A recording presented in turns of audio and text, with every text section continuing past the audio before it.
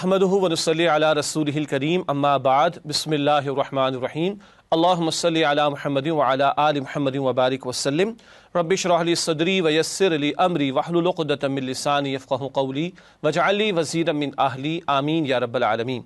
नाज़रीन किराम अस्सलामु अलैकुम व रहमतुल्लाहि व बरकातुहू। तालीमात कुरान सीरीज़ में आपको खुश आमदीद कहते हैं।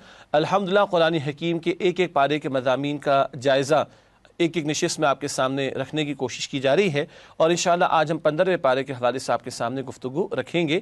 नाज़रीन किराम सबसे पहले हमेशा की तरह तारुफ पेश खिदमत है। तारुफ के हवाले से पहली बात जो जिक्र की जा चुकी है, कुरान करीम के पारा नंबर 15 का मुताला ये आज हमारे पेश खिदमत है और ये 15वां पारा सूरह बनी इसराइल के रुकू नंबर 1 ता सूरतुल कहफ रुकू नंबर 9 पर मुश्तमिल है और इसी तरह सूरह बनी इसराइल आयत नंबर 1 ता सूरतुल कहफ आयत नंबर 74 ये आयात हैं इन दो सूरतों की जो 15वें पारे में शामिल हैं। इसके बाद हमेशा की तरह मकासिद मुताला की तरफ चलते हैं। मकासिद मुताला के हवाले से पारा नंबर 15 की आयात के मज़ामीन का जायज़ा आपके इल्म की सूरत का ओवरव्यू भी आपके सामने पेश किया जाता है और फिर आयत ब आयत भी तारुफ आपके सामने जायज़े के तौर पर रखा जाता है।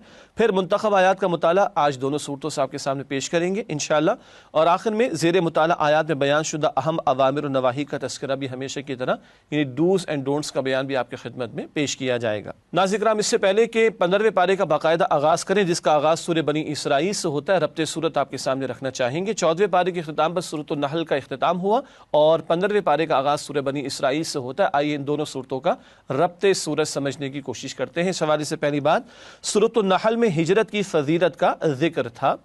सूरह बनी इसराइल में हिजरत के हवाले से बाकायदा दुआ का जिक्र है और यह हिजरत है हिजरत मदीना, जहाँ रसूलुल्लाह सल्लल्लाहु अलैहि वसल्लम मक्का मुकर्रमा से तशरीफ़ ले जाते मदीना तय्यबा की तरफ और हिजरत के सफ़र के दौरान दुआ का जिक्र भी आता है जो सूरह बनी इसराइल में नकल की गई। मज़ीद बड़ा रब्त के हवाले से नोट कीजिएगा, सूरतुन नहल में हिजरत मदीना से क़ब्ल मुश्रिकीन के साथ कशमकश का बयान था। मक्का मुकर्रमा में 13 बरस तक ये कशमकश जारी रही मुश्रिकीन मक्का के साथ और हिजरत मदीना से क़ब्ल इसी का तज़किरा कुरान हकीम करता है। मज़ीद बना सूरह बनी इसराइल में बनी इसराइल में से यहूद का बयान है जिनसे हिजरत मदीना के बाद साबिक़ा पेश आने वाला था। हिजरत से पहले मक्का मुकर्रमा में मुश्रिकीन के साथ साबिक़ा पेश आया, हिजरत के बाद यहूद से साबिक़ा पेश आएगा जो मदीना में आबाद थे। चुनाचे उनके ताल्लुक़ से भी गुफ्तगू सूरह बनी इसराइल में हमारे सामने आती है और बनी इसराइल ही में से यहूद भी हुए।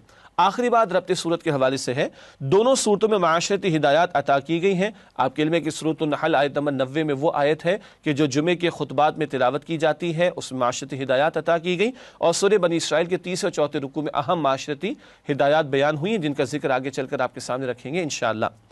नाज़रीन किराम इसके बाद अब चलते हैं सूरह बनी इसराइल के आगाज़ की तरफ। पहले सूरह बनी इसराइल के मज़ामीन का तज़किया एक ओवरव्यू की सूरत में आपके सामने पेश खिदमत है। आयत नंबर 1 सफ़र मेराज मस्जिद हराम ता मस्जिद अक़सा ये जिक्र आया है पहली ही आयत में सूरह बनी इसराइल की। आयत 2 ता 10 बनी इसराइल के लिए इबरत व नसीहत साबिक़ा वाक़यात को जिक्र करके यहूद मदीना को इबरत दिलाई जा रही है कि तुमने अगर अपनी रविश को दुरुस्त न किया और हक़ की मुखालफत पर अड़े रहे तो तुम्हारा अंजाम भी पिछलो ही की तरह होगा। फिर आयत 11 ता 22 पूरी नौ इंसानी के लिए इबरत व नसीहत और खुसूसन दुनिया के मुकाबले में आखिरत को तरजीह देना, इस मज़मून को यहाँ पर तफसीलन बयान किया गया। इसके बाद आयत 23 से 40 इस्लाम की माशरती हिदायत और इस पर आगे चलकर भी हम बात करेंगे इंशाअल्लाह तफसीलन। फिर आयत 41 से 60 मुश्रिकीन मक्का के साथ कशमकश जो मक्की दौर का एक बुनियादी मौजू है वो बयान हुआ। आयत 61 ता 65 इबलीस की इंसान दुश्मनी और वो तरह तरह से गुमराह करने की कोशिश करेगा, इसका जिक्र हुआ है। आयत 66 ता 70 अल्लाह के एहसानात और इंसानों की नाशुक्री, अल्लाह तो अता किए चला जाता है लेकिन बंदे नाशुक्री पर अड़े रहते हैं, नाशुक्रों का जिक्र हुआ है। आयत 71 ता 100 मुश्रिकीन मक्का के साथ कशमकश वो तरह तरह के मुतालबात करते थे कि ये करके दिखा दें वो मौज़ा दिखा दें, इस ताल्लुक़ से गुफ्तगू यहाँ पर आई है। फिर आयत 101 ता 104 बनी इसराइल का माजी और मुस्तकबिल, माजी के ताल्लुक़ से भी गुफ्तगू आई जो कुछ इनके ऊपर हालात वारिद हुए। मुस्तकबिल के हवाले से बताया जा रहा है कि अगर तुमने हक़ का साथ न दिया तो जिस तरह माजी में तुम्हारी पिटाइयाँ होती रहीं आइंदा भी तुम्हारे साथ ये मामला होकर रहेगा। آیات 105 تا 109 عظمت و تاثیر قرآن، قرآن حکیم سے کیا تاثر پیدا ہوتا ہے، کیا اثر پیدا ہوتا ہے، اور لوگوں کی آنکھیں بہہ اٹھتی ہیں اللہ کے کلام کو سن کر، آنسوؤں سے بہہ اٹھتی ہیں، اس کا تذکرہ ہوا۔ اور آخر میں آیات 110 تا 111 توحید باری تعالیٰ کا ذکر آیا ہے، نظری توحید کا ذکر بھی اور عملی توحید اور توحید کے عملی تقاضوں کا بیان بھی اس مقام پر عطا ہوا۔ ناظرین کرام، الحمدللہ سورہ بنی اسرائیل کے مضامین کا تجزیہ تو آپ کے سامنے پیش ہوا ایک اوور ویو کے طور پر۔ اب آئیے سورہ بنی اسرائیل کا جائزہ آپ کے سامنے رکھتے ہیں، اور مراد یہ کہ آیت با آیت اس پوری سورت کے مضامین کو ہم سمجھیں گے انشاءاللہ تعالی۔ پہلی آیت سورہ بنی اسرائیل، سفر معراج مسجد حرام تا مسجد اقصی۔ آپ کے علم میں معراج کا واقعہ یقیناً ہے، اس کا جو زمینی حصہ ہے مسجد حرام سے مسجد اقصی تک کا سفر، اس کا تذکرہ سورہ بنی اسرائیل کی پہلی آیت میں ہے، اور آسمانوں کی بلندیوں پر جانا اور رب کائنات سے ملاقات کا تذکرہ یہ سورۃ النجم میں آتا ہے 27 پارے میں، اور تفسیرات پھر ہمیں احادیث مبارکہ میں ملتی ہیں۔ آیات 2 تا 3 ہدایت ربانی کا لب لباب، اللہ ہی پر بھروسہ۔ تمام پیغمبروں کی دعوت کا بنیادی نقطہ یہی رہا جو یہاں بھی بیان ہوا، توکل اللہ ہی پر ہونا چاہیے۔ آیات 4 تا 7 بنی اسرائیل پر عروج و زوال کے 2 ادوار، ان کی سابقہ تاریخ کا بیان ہے کہ جہاں 2 زوال سے یہ 2 4 ہوئے، 2 مرتبہ عروج بھی ان کو عطا ہوا تھا۔ اس تاریخ کو بیان کر کے نبی اکرم صلی اللہ علیہ وسلم کی امت کو بھی سمجھایا جا رہا ہے کہ سابقہ امت کے واقعات سے عبرت حاصل کر کے اپنے معاملات کو درست کرنے اور رکھنے کی کوشش کرو۔ آیات 8 تا 10 عروج کے حصول کا ذریعہ قرآن کریم، اس قرآن سے اللہ تعالیٰ ہدایت بھی عطا فرمائیں گے، عروج بھی عطا فرمائیں گے، یہ ذکر ہوا۔ آیت نمبر 11 اللہ سے معین شے نہیں بھلائی مانگو، اصرار نہ کرے آدمی کہ اللہ یہی مجھے دے دے، بلکہ اللہ جس بات میں خیر ہے وہ مجھے عطا فرما دے، تو خیر و بھلائی کا سوال اللہ سے کیا جائے۔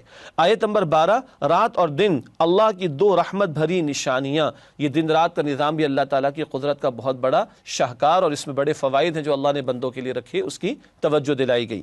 آیات 13 تا 14 کوئی شے منحوس نہیں، نحوست تو بندوں کے کرتوتوں کی وجہ سے ہوا کرتی ہے۔ معاملات زندگی میں جب بندے گناہ کرتے ہیں تو پھر نحوست ان پر آتی ہے، اللہ کے فیصلوں میں یا اللہ تعالیٰ کے طے کردہ اصول اور معاملات میں معاذ اللہ کوئی نحوست کا پہلو نہیں۔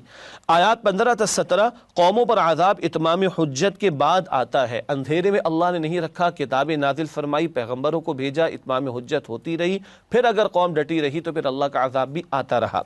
آیات 18 تا 22 طے کر لو طلبگار دنیا کے ہو یا آخرت کے، یہ موضوع بڑی وضاحت کے ساتھ اس مقام پر آیا۔ دنیا چاہو گے دنیا خوب مل رہی ہے، ویسے بھی مل جاتی ہے، بغیر مانگے بھی مل جاتی ہے، آخرت چاہتے ہو تو واقعاتاً محنت کرنی ہوگی، اس کے بغیر نہیں ملے گی۔ آیات 23 تا 25 اللہ کے حق کے بعد حق والدین کا ذکر، یہاں سے وہ آیات شروع ہوتی ہیں آیت نمبر 40 تک جہاں اسلام کی معاشرتی ہدایات عطا کی گئیں، اور عبداللہ بن عباس رضی اللہ تعالیٰ عنہ فرماتے کہ ان آیات میں 304 رکوع ہے سورہ بنی اسرائیل کا، ان آیات میں جو تورات کے 10 مشہور احکامات ہیں، 10 کمانڈمنٹس آف تورا، ان کا یہ قرآنک ورژن ہے، ان کا خلاصہ جو قرآن اس مقام پر عطا فرمایا، والدین کے تعلق سے بھی گفتگو آئی ہے۔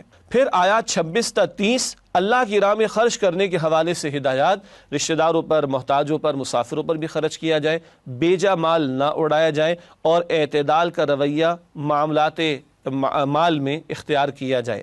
پھر آیات 31 تا 35 مال، جان اور آبرو کے تحفظ کے لیے ہدایات، قتل ناحق سے منع کیا گیا، کسی کی جان لینا ناحق اس سے منع کیا گیا، کسی کی عزت سے کھیلنا منع کیا گیا، زنا کے راستوں پر پابندی لگائی گئی، مال کو بیجا اڑانا اس سے بھی روکا گیا ہے۔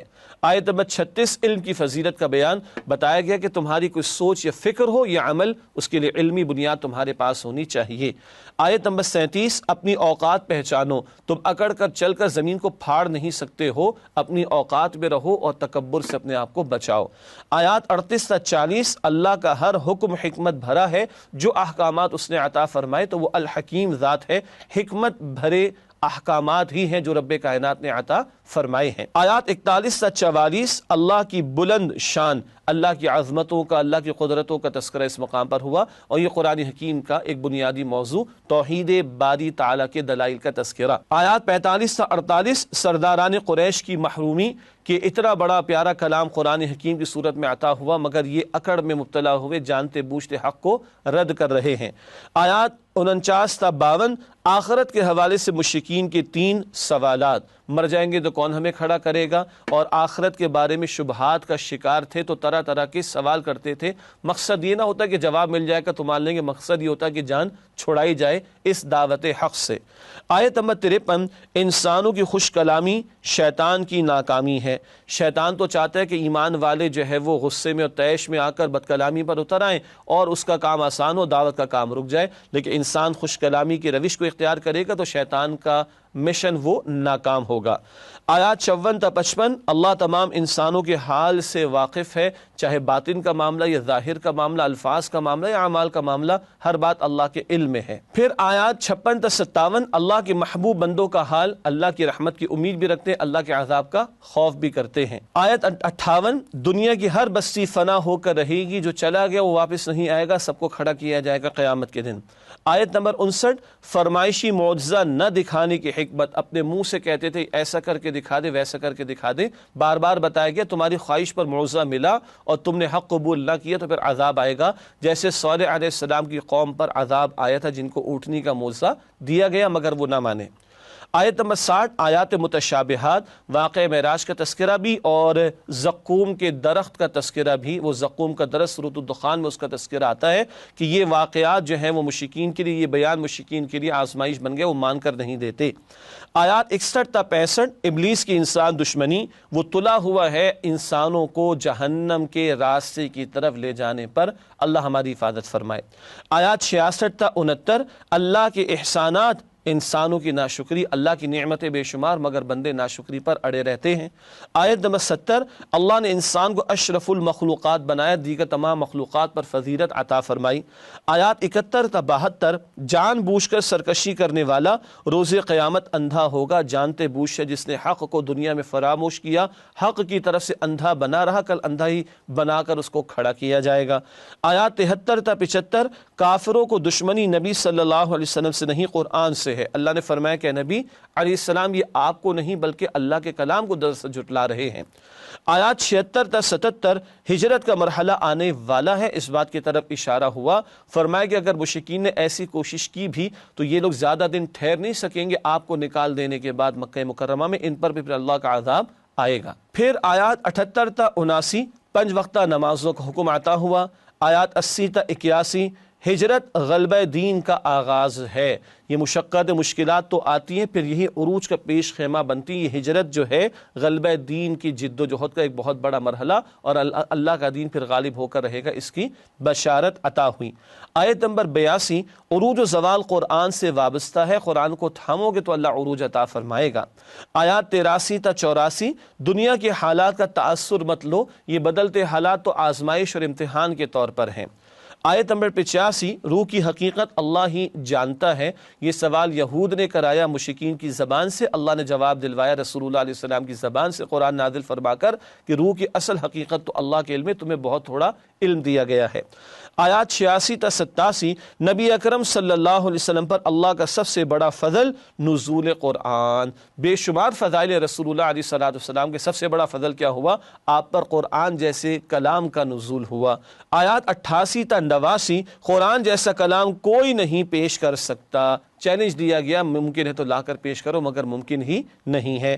آیات 90 تا 93، فرمائشی معجزات کی فہرست، یعنی یہ کہتے تھے کوئی باغ ان کے ساتھ ہوتا رسول اللہ کے ساتھ صلی اللہ علیہ وسلم، کوئی خزانہ یہ لے کر آتے، کوئی فرشتہ ان کے ساتھ نازل ہوتا، کوئی نہر یہ جاری کر کے دکھا دیں، یہ ان کے فرمائشی معجزات جو منہ سے مانگتے تو اس کی فہرست یہاں پر قرآن نے بتائی ہے۔ آیات 94 تا 96، تمام رسول انسان ہی تھے اور انسانوں کے لیے نمونہ انسان ہی بن سکتا تھا، اللہ نے پیغمبروں کا انتخاب بھی انسانوں میں سے کیا۔ آیات 97 تا 100، گمراہوں کا المناک انجام، وہ اللہ کے شدید عذاب میں مبتلا ہوں گے جو پیغمبر کی دعوت کو جانتے بوجھتے رد کر رہے ہیں اور اس کی مخالفت پر اڑے ہوئے ہیں۔ آیات 101 تا 103، فرعون کی ہٹ دھرمی اور بربادی، اللہ تعالیٰ بتا رہے فرعون جیسے ظالم و جابر کو بھی اللہ نے غرق کر دیا، تو یہ مشرکین مکہ کے سردار کیا حیثیت رکھتے ہیں۔ آیت نمبر 104، قرب قیامت یہود ایک مقام پر جمع کر دیے جائیں گے، یہ اشارہ تفسیرات احادیث میں ہے کہ ان پر آخری ایک عذاب ایسا آنا کہ سب مٹا دیے جائیں، یہ باقی ہے، اور قیامت سے قبل عیسیٰ علیہ السلام کی تشریف آوری بھی ہوگی اور دجال بھی ظاہر ہوگا، ہوگا اور عیسیٰ علیہ السلام کے ہاتھوں وہ دجال قتل بھی ہوگا اور اسی دور میں یہود کا خاتمہ بھی ہوگا۔ یہ اشارہ قرآن میں کہ یہ سب ایک مقام پر جمع ہوں گے یہود، اور آج اسرائیل کی ریاست بنی اسی لیے کہ دنیا کے کونے کونے سے یہودی ایک جگہ جمع ہو، بالآخر ان کا آخری فیصلہ اللہ کی طرف سے کیا جائے۔ تفسیرات احادیث میں ہمیں ملتی ہیں۔ آیات 105 تا 109 قرآن مجید کی عظمت اور تاثیر، یہ قرآن جو ہے وہ دلوں کو بھی ہلا دے اور آنکھوں کو بھی نم کر دے اور آنسو بہ اٹھتے ہیں۔ آیت نمبر 110 سارے اچھے نام اور صفات اللہ ہی کے ہیں تو اللہ کو اس کے پیارے ناموں سے پکارا جائے۔ آیت نمبر 111 توحید باری تعالیٰ کا خزانہ حمد و ثنا بھی اللہ کے لیے ہے اور اس کی بڑائی قائم کرنے نافذ کرنے کا تقاضا بھی اس صورت کے آخر میں ہمارے سامنے آیا۔ ناظرین کرام، بہرحال طویل صورت 111 آیات اس میں تھی اور ان آیات کا جائزہ آپ کے سامنے کسی درجے میں پیش کیا گیا۔ اب بات کو آگے بڑھاتے ہیں، سورہ بنی اسرائیل کی منتخب آیات کا مطالعہ آپ کے سامنے پیش کرتے ہیں۔ سب سے پہلے آیت نمبر 1 ہی ہے جس کا ہم نے انتخاب کیا آپ کی خدمت میں پیش کرنے کے لیے۔ سورہ بنی اسرائیل کی پہلی آیت میں واقع معراج کا تذکرہ ہوتا ہے۔ ارشاد ہوا سبحان الذی اسری بعبدہ لیلا من المسجد الحرام الی المسجد الاقصی الذی بارکنا حولہ لنریہ من آیاتنا انہ هو السمیع البصیر۔ ترجمہ، پاک ہے وہ ذات جو اپنے بندے کو رات ہی رات میں مسجد الحرام سے مسجد اقصی تک لے گیا، جس کے آس پاس ہم نے برکت رکھی ہے تاکہ ہم اسے اپنی قدرت کی نشانیاں دکھائیں، بے شک وہ اللہ سننے والا اور دیکھنے والا ہے۔ یہ ہے ناظرین کرام سورہ بنی اسرائیل کی آیت نمبر 1۔ سبحان کا لفظ ہے، اللہ پاک ہے، کیا مطلب؟ ہر کمی اور عیب سے پاک ہے، وہ کل قدرت رکھنے والا ہے اور وہ اپنے بندے صلی اللہ علیہ وآلہ وسلم کو رات کے قلیل حصے میں مسجد حرام سے مسجد اقصی تک لے گیا، ساتوں آسمان کی سیر کرا دی۔ وہ مقام بھی آئے کہ جبرائیل نے عرض کی کہ اس سے آگے میں بڑھا تو میرے قدم میرے پر جل جائیں گے، اور وہاں پھر رب کائنات سے ملاقات، رسالت مآب علیہ السلام کی، یہ سب کچھ ہو گیا۔ ساری کائنات ہی گویا روک دی گئی، بستر بھی گرم رہا، کنڈی بھی ہلتی رہی دروازے کی، اور یہ سارے مشاہدات اللہ نے اپنے پیغمبر علیہ السلام کو کرا دیے۔ یہ مکی دور کا واقعہ ہے اور زمین والوں نے واقعہ طائف مشہور واقعہ ہے، زمین والوں نے آپ کو ناکام کرنے یا دبانے یا مٹانے کی معاذ اللہ ساری کوششیں کر کے دیکھ لیں، تو آسمانوں کے رب نے آپ کی عظمت کا اعلان فرمایا اور آپ کی شان بلند کا اظہار انسانوں کے سامنے فرما دیا کہ جس ذات نے یہ عروج آپ کو عطا فرمایا، اب آئندہ کے سالوں میں اللہ کا دین بھی رسول اللہ علیہ السلام کے ہاتھوں غالب ہوگا۔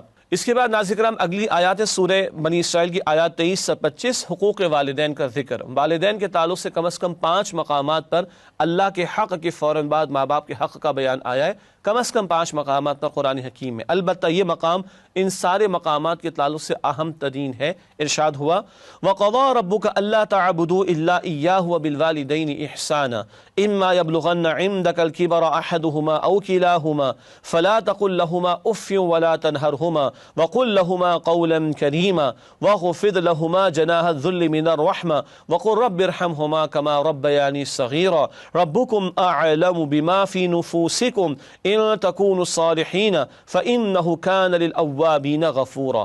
ترجمہ کرتے ہیں آیات کا۔ ارشاد ہوا اور تمہارے پروردگار نے ارشاد فرمایا ہے کہ اس کے سوا کسی کی عبادت نہ کرو اور ماں باپ کے ساتھ بھلائی کرتے رہو۔ اگر ان میں سے ایک یا دونوں تمہارے سامنے بڑھاپے کو پہنچ جائیں تو ان کو اف تک نہ کہنا اور نہ انہیں جھڑکنا اور ان سے بات ادب کے ساتھ کرنا، اور عجز و نیاز سے ان کے آگے جھکے رہو اور ان کے حق میں دعا کرو کہ اے پروردگار جیسا انہوں نے مجھے بچپن میں شفقت سے پرورش کیا ہے تو بھی ان کے حال پر رحم فرما۔ جو کچھ تمہارے دلوں میں ہے تمہارا پروردگار اس سے بخوبی واقف ہے، اگر تم نیک ہوگے تو وہ رجوع کرنے والوں کو بخشنے والا ہے۔ مختصراً چند باتیں۔ اللہ نے اپنے حق کے بعد ماں باپ کے حق کو بیان فرمایا۔ اللہ خالق ہے، ماں باپ بھی بہرحال مخلوق ہیں، مگر کچھ باتیں مشترک ہیں۔ اللہ خالق، ہماری پیدائش کا ذریعہ ماں باپ۔ اللہ رازق، مگر پرورش کا ذریعہ بنے ماں باپ۔ اللہ دیے چلا جاتا ہے، اس کو مخلوق سے کوئی توقع نہیں، کچھ چاہتا نہیں ہے۔ ماں باپ بھی اپنے آپ کو کھپاتے اولاد پر بغیر کسی توقع کے، اور اکثر آپ نے دیکھا ہوگا کہ اگر کہیں معذور اولاد پیدا ہو جائے تو اس پر ماں باپ کو اپنے آپ کو زیادہ کھپانا پڑتا ہے، ملتا کچھ نہیں ریٹرن کے طور پر، مگر وہ کھپائے چلے جاتے ہیں۔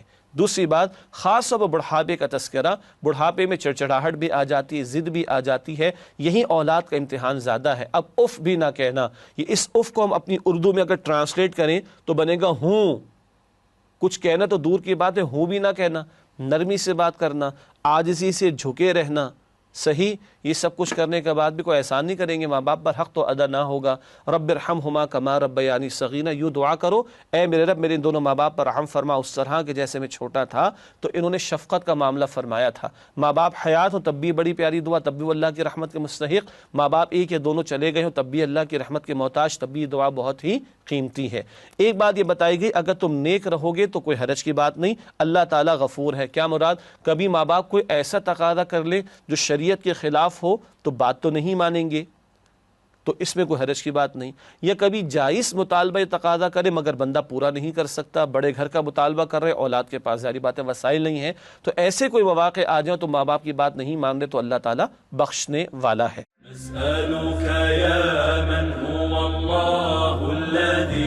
اس کے بعد اگلی آیت جس کا انتخاب کیا گیا سورہ بنی اسرائیل آیت نمبر 27 ہے، فضول خرچی کا تذکرہ، یعنی اس سے روکا گیا ہے۔ فرمایا ان المبذرین کانوا اخوان الشیاطین وکان الشیطان لربہ کفورا۔ ترجمہ، بے شک بیجا خرچ کرنے والے تو شیطان کے بھائی ہیں اور شیطان اپنے پروردگار کا بڑا ہی ناشکرا ہے۔ یہ آیت نمبر 27 کا ترجمہ ہوا۔ بیجا مال اڑانا کیا ہے؟ بلا ضرورت خرچ کرنا، ایسے مقامات پر خرچ کرنا جہاں خرچ کرنا جائز نہیں ہے۔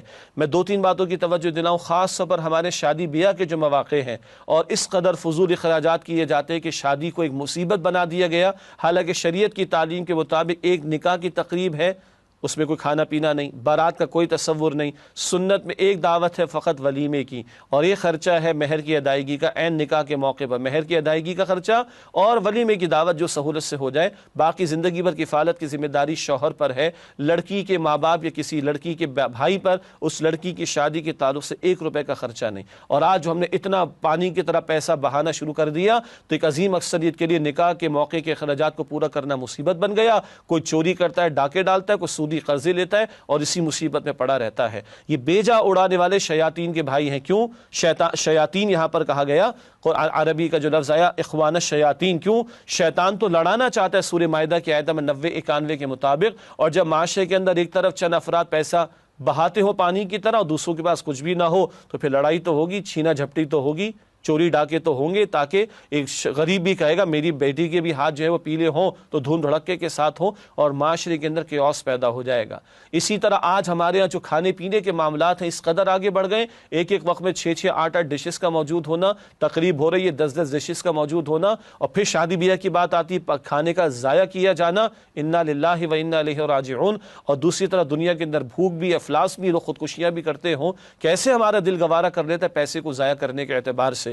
اسی طرح تعمیرات کا معاملہ، حدیث شریف میں آیا کہ بدترین مال وہ ہے جو تعمیرات میں ضائع کیا جاتا ہے، کھپایا جاتا ہے۔ تعمیرات ہونی چاہیے ہماری ضرورت کے مطابق، لیکن اس کے اندر وہ جو لیوش لیونگ اسٹینڈرڈ آج ہم نے اختیار کر رکھا ہے اس کی بہرحال کوئی مناسب نہیں کہ اس رویے کو اختیار کیا جائے۔ اس کے مقابلے میں مخلوق خدا پر خرچ کرنا، اگر ہمارے پاس زائد مال ہے، یا اللہ کے دین کی سربلندی کے لیے مال کو خرچ کرنا، یہ زیادہ اہم طریقہ ہے، یہ زیادہ اہم ذریعہ ہے ہمارے مال کو استعمال کرنے کا۔ اللہ تعالی ہمیں توفیق دے۔ اور فرمایا کہ شیطان اپنے رب کا بڑا ہی ناشکر ہے۔ کیا مطلب؟ وہ ناشکری ہو جاتی جب بندہ دولت کو، نعمت ہے اللہ کی بشرطے کہ حلال پر ملے، جب نعمت کو ضائع کرتا ہے، دولت کو ضائع کرتا ہے تو گویا کہ وہ شیطان کی طرح ناشکری کی روش پر آ جاتا ہے۔ اللہ ہم سب کی حفاظت فرمائے۔ اگلی آیت نازل کرام سورہ بنی اسرائیل کی آیت نمبر 32، زنا کی روک تھام، اس کا تذکرہ ارشاد ہوا وَلَا تَقْرَبُوا الزِّنَا إِنَّهُ كَانَ فَاحِشًا وَسَاءَ سَبِيلًا۔ ترجمہ، زنا کے قریب بھی نہ پھٹکو، وہ بہت ہی برا فعل ہے اور بڑا ہی برا راستہ۔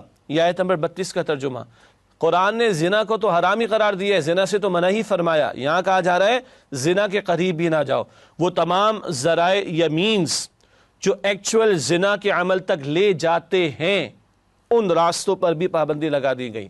گانا ہے، شراب ہے، مخلوط محافل ہے، عورتوں مردوں کا آزاد اختلاط ہے، تنہائی کے اندر دو نامحرم بیٹھے ہوئے ہیں، فحش لٹریچر ہے، فحش ڈرامے ہیں، فحش ولگیرٹی، فحش موویز ہیں، فحش ویب سائٹس ہیں، انٹرنیٹ کا اور سوشل میڈیا کا گندا، برا، خراب، ولگیرٹی پر مبنی استعمال ہے۔ اس سب سے کیا ہوتا ہے؟ اللہ تو یاد نہیں آتا نا، اس سب سے عفت و پاکیزگی تو پیدا نہیں ہوتی، اس سب سے گندگی پیدا ہوتی ہے، اور گندے کام یعنی زنا کی طرف بندہ جاتا ہے۔ قرآن نے فرمایا کہ زنا کے قریب بھی نہ جاؤ۔ وہ جو ہم انگلش میں سمجھتے ہیں نپ دا ایول ان دا بڈ والی بات ہے، وہ یہی بات ہے کہ جڑ سے اکھاڑو اس گندگی کے عمل کو۔ وہ ذرائع جو زنا تک لے جاتے ان سے بھی روکا گیا۔ فرمایا کہ بڑا برا کام ہے اور بڑا ہی برا راستہ۔ زنا سے گھر نہیں بنتے، نکاح سے گھر بنتے ہیں۔ زنا سے معاشرہ ستھرا نہیں ہوتا، نکاح سے معاشرہ صاف ستھرا ہوتا ہے۔ زنا سے تو گندگی کے ڈھیر ہی معاشرے کے اندر پیدا ہوں گے۔ اس کے بعد اگلی آیت ہے آیت نمبر 36 سورہ بنی اسرائیل کی۔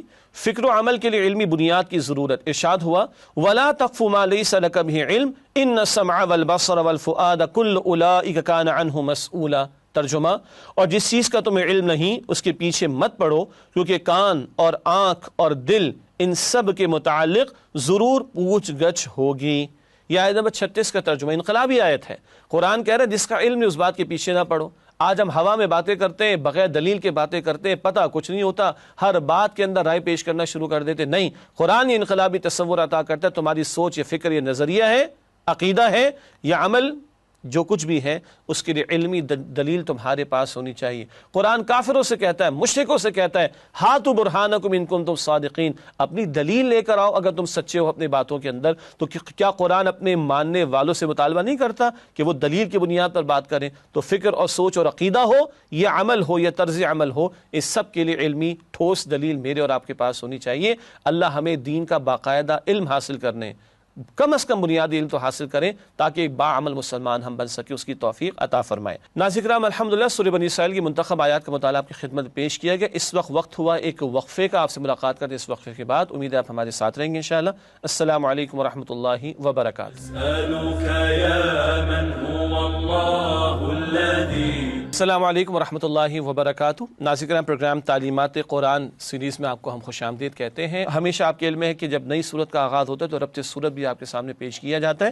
سورۃ الکہف سے قبل سورہ بنی اسرائیل کی تکمیل ہوئی۔ آئیے ان دونوں سورتوں کے درمیان جو ربط سورت ہے اس کو پہلے سمجھ لیتے ہیں۔ ربط سورت کے حوالے سے پہلی بات، سورہ بنی اسرائیل کا آغاز اللہ تعالیٰ کی تسبیح اور سورۃ الکہف کا آغاز اللہ تعالیٰ کی حمد سے ہوتا ہے۔ وہاں سبحان الذی ہے 15ویں پارے کے آغاز میں سورہ بنی اسرائیل کا آغاز، اور یہاں الحمدللہ کے الفاظ سے سورۃ الکہف کا آغاز ہوتا ہے۔ سورہ بنی اسرائیل کے آغاز میں نبی کریم صلی اللہ علیہ وسلم کے آسمانوں پر لے جائے جانے اور سورۃ الکہف میں آسمانوں سے نزول قرآن کا بیان ہے۔ سبحان اللہ، صاحب قرآن کے آسمانوں پر لے جائے جانے کا ذکر بنی اسرائیل کی پہلی آیت میں، اور صاحب قرآن صلی اللہ علیہ وسلم پر آسمانوں سے قرآن کے نزول کا ذکر سورہ کہف کے آغاز میں۔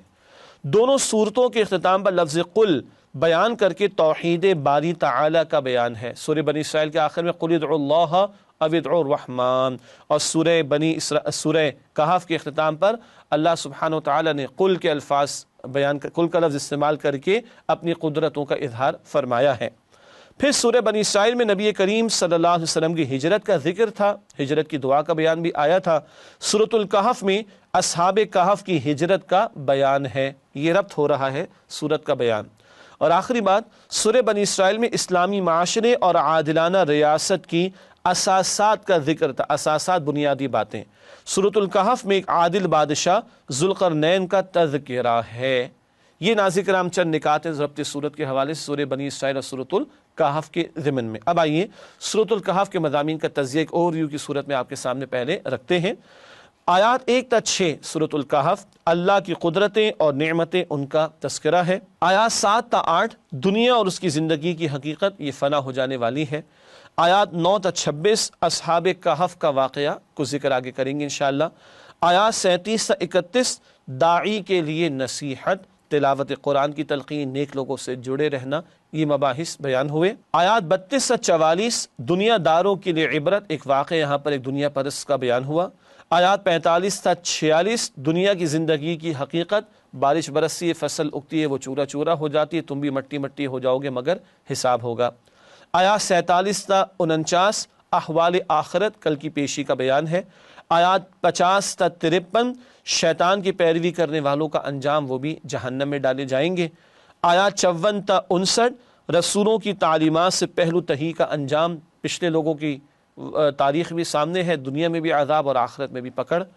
آیات 60 تا 82 حضرت موسیٰ اور حضرت خضر کا واقعہ جس میں 3 باتیں آئیں گی، کشتی کا توڑ دیا جانا، بچے کا قتل اور دیوار کا درست کر دیا جانا، اور بہت واضح بات سامنے آتی ہے کہ ظاہر میں تم کچھ دیکھتے ہو اور حقیقت کچھ اور ہوا کرتی ہے۔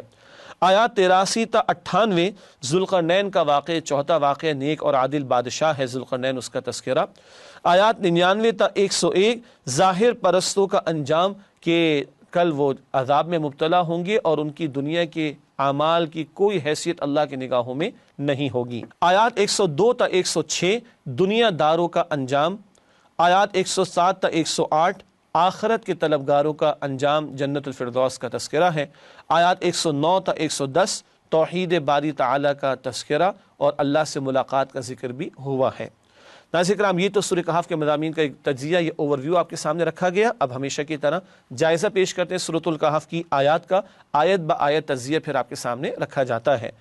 سورہ کہف کی پہلی 3 آیات قرآن کی عظمت اور پیغام، یہ کلام رب کائنات نے عطا فرمایا اور سیدھی راہ کی رہنمائی عطا فرمانے والا ہے۔ آیات 4 تا 6 عیسائیوں کے غلط عقیدے کی زوردار نفی، جنہوں نے معاذ اللہ کے لیے اولاد قرار دے دیا اور عیسیٰ علیہ السلام کو بیٹا قرار دے دیا، معاذ اللہ۔ آیات 7 تا 8 دنیا اور اس کی حقیقت، یہ دنیا، یہ زمین، یہ چٹیل میدان بنا دی جائے گی، یہ سارا نظام ختم ہو جائے گا۔ آیات 9 تا 26 اصحاب کہف کا واقعہ، مادہ پرستی کا رد، چند نوجوان جنہوں نے اپنے ایمان کی حفاظت کو جان بچانے کے مقابلے میں ترجیح دی اور غار میں پناہ لی، صدیوں اللہ نے سلائے رکھا اور ان کی حفاظت فرمائی، مادہ پرستی کا رد ہے اس واقعے میں، اور صبر کا تذکرہ بھی آتا ہے اس واقعے میں۔ آیات 27 تا 31 صبر آزما حالات میں داعی کے لیے ہدایات، بعد میں ذکر بھی ہوگا، تلاوت قرآن بھی، اللہ سے نصرت کی التجا بھی، اور اللہ کے نیک بندوں سے جڑے رہنا بھی، اور حق پر ڈٹے رہنا بھی، اور بات کو واضح طور پر پیش کر دینا بھی۔ اس کے بعد آیات 32 تا 44 دنیا داروں کے لیے عبرت آمیز واقعہ، ایک شخص ہے جس کے پاس کھیتی بھی ہے، کھیت سے پھل بھی آتا ہے، نہر بھی ہے، اولاد بھی ہے، لیکن آخرت کا طلبگار نہیں، بلکہ سمجھتے سب کچھ میں نے ہی کیا اور کل کے بارے میں فکر مند نہیں ہے۔ اس کا باغ تباہ کر دیا گیا، مٹا دیا گیا، اور آخر میں وہ کہتا ہے کاش میں نے اپنے رب کے ساتھ شریک نہ کیا ہوتا۔ یا کسی بت کا ذکر نہیں، بلکہ اسباب کو سب کچھ سمجھ لینا، مٹیریلسٹک اپروچ، مادہ پرستی کا شکار ہو جانا، اس شرک کا تذکرہ اس واقعے میں آیا ہے۔ پھر آیات 45 سے 46 حیات زندگی کی حقیقت، یہ دنیا تو فنا ہو جانے والی ہے، مال و اسباب تو وقتی ضرورت کے لیے تمہیں عطا کیے گئے، اصل نیکیاں ہیں جو تمہارے کام آنے والی ہیں۔ آیات 47 سے 49 قیامت کا منظر بتا دیا کہ مجرمین بڑے پریشان ہوں گے اور دیکھیں گے جب اپنے نام اعمال کو تو ہر شے چھوٹی بڑی وہاں پر موجود ہوگی۔ آیات 50 تا 53 شیطان کی پیروی کرنے والوں کا برا انجام، کہ ان کو شیطان کے ساتھ ہی جہنم میں ڈالا جائے گا۔ آیات 54 تا 56 انسانوں کی اکثریت ہٹ دھرم اور جھگڑالو ہے اور حق آ چکا، سامنے بات واضح ہو چکی، مگر دنیا کی محبت یہ مفادات میں پڑھ کر حق کو جانتے بوجھتے رد کر رہے ہیں۔ آیات 57 تا 59 سب سے بڑا ظالم کون ہے بتایا گیا، جو جانتے بوجھتے اللہ کی آیات کو فراموش کر رہا ہے۔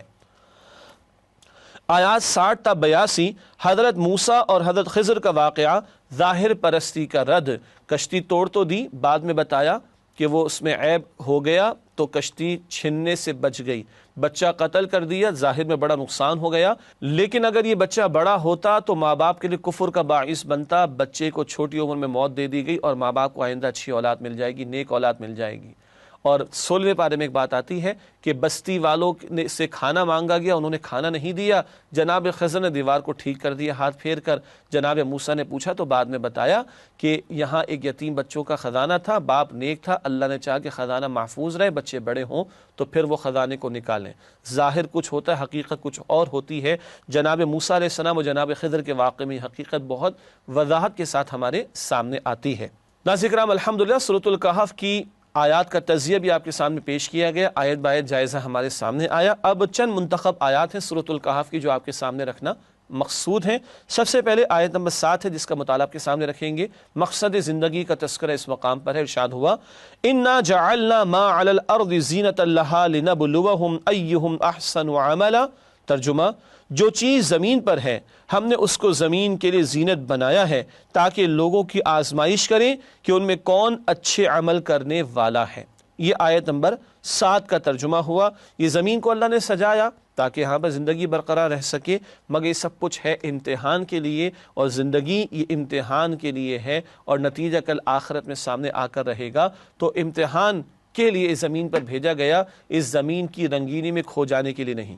اس کے بعد اگلی آیات سورہ کہف کی آیت نمبر 27 اور 28 دور مشکلات میں اہم ہدایات، ارشاد ہوا وَاتْلُ مَا أُوحِيَ إِلَيْكَ مِنْ كِتَابِ رَبِّكَ لَا مُبَدِّلَ لِكَلِمَاتِهِ وَلَن تَجِدَ مِن دُونِهِ مُلْتَحَدًا وَاصْبِرْ نَفْسَكَ مَعَ الَّذِينَ يَدْعُونَ رَبَّهُمْ بِالْغَدَاةِ وَالْعَشِيِّ يُرِيدُونَ وَجْهَهُ وَلَا تَعْدُ عَيْنَاكَ عَنْهُمْ۔ ترجمہ، اور اے نبی صلی اللہ علیہ وسلم تلاوت کرتے رہیے اپنے رب کی کتاب میں سے جو کچھ آپ پر وحی کیا جاتا ہے، اس کی باتوں کو کوئی بدلنے والا نہیں، اور اس کے سوا آپ کہیں جائے پناہ نہ پائیں گے۔